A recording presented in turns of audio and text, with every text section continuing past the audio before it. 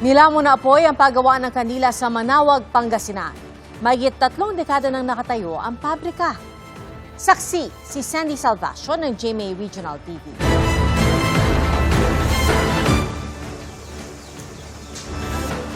Naglalagablab na apoy ang lumamon sa dalawang palapag na gusaling ito na paggawaan ng kandila sa Barangay Pao, Manawag, Pangasinan pasado alas 2 ng madaling araw kanina. Sabi ko brown out. Kan nakarinig ako ng salita ni Kagawad. Yun na, bumangon na kami, nakita na namin na malaki na. Kaya umalis na kami sa bahay. Rumesponde agad ang mga bombero at iba pang emergency responders sa bayan. Humingi ng dagdag na firefighting units mula sa mga mahigit 10 bayan. Nagpasaklolo rin sa iba pang fire volunteers. Sa gitna ng operasyon, gumamit ang mga bombero ng aqueous film forming foam sa ibabaw ng nasusunog na materyales upang mapigil ang pagkalat ng apoy.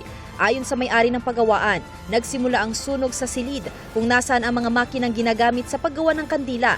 Sinubukan nilang apulahin ng apoy gamit ang fire extinguisher ngunit hindi raw kinaya.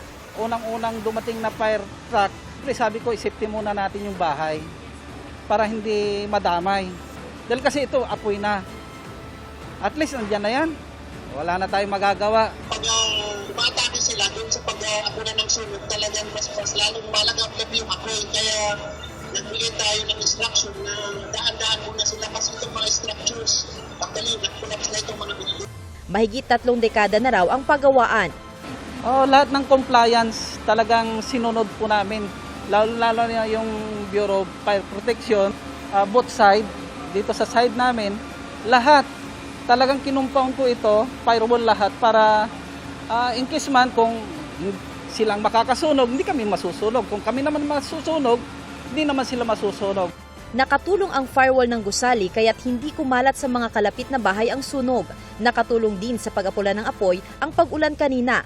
Inaalam pa ang lawak ng pinsala sa paggawaan at magkano ang danyo sa insidente. Walang naiulat na nasugatan sa sunog. Idineklarang fire out ang sunog matapos ang halos 9 na oras. Ako si Sandy Salvacio ng GMA Regional TV, ang inyong saksi.